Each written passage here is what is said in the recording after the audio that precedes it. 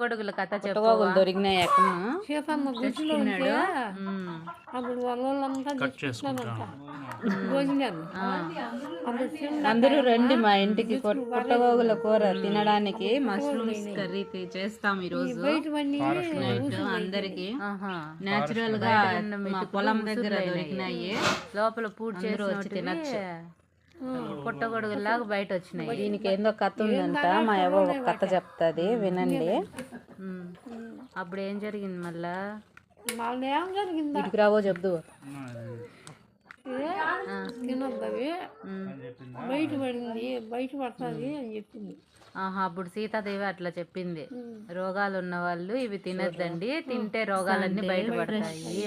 ఎంత బాగున్నాయో, అందుకేనా ఇవి అందరూ తినరు.